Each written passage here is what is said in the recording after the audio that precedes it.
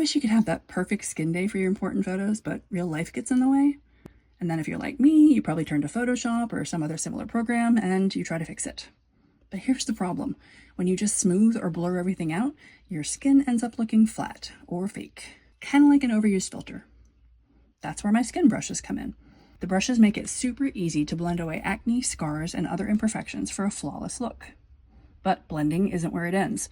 This set also includes brushes to bring back the good stuff: pores, subtle skin texture, even tiny baby hairs, so your skin stays looking real and natural, like skin. These brushes cover it all: blending brushes for smoothing out imperfections, brushes for painting texture, freckles, pores, peach fuzz, and even stubble. In this example, I'm going to blend away the imperfections using one of my smudge brushes. Adjust the strength to control how much blending you're doing, because you don't want it too high for this.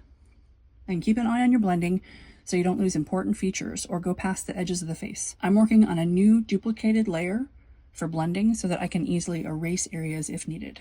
Already, this is looking way better than simply blurring the skin. Next, I'm going to add back some highlights that the blending removed and start rebuilding texture. Always work on separate layers and experiment with blending modes.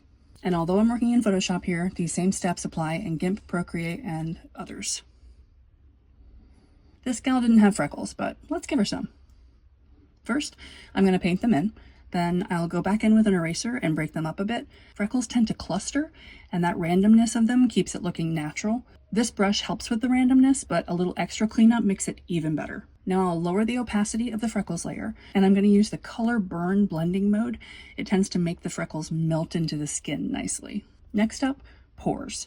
I'm sampling various skin tones from the face, usually one lighter and one darker, and painting them in lightly. The lighter color is going to simulate those small bumps that everybody has on their skin, and the darker color will be the pores. And for extra realism, I'm adding some baby hairs. I'm using a light color here, but you could go darker and lower the opacity. These brushes also work really great for adding stubble.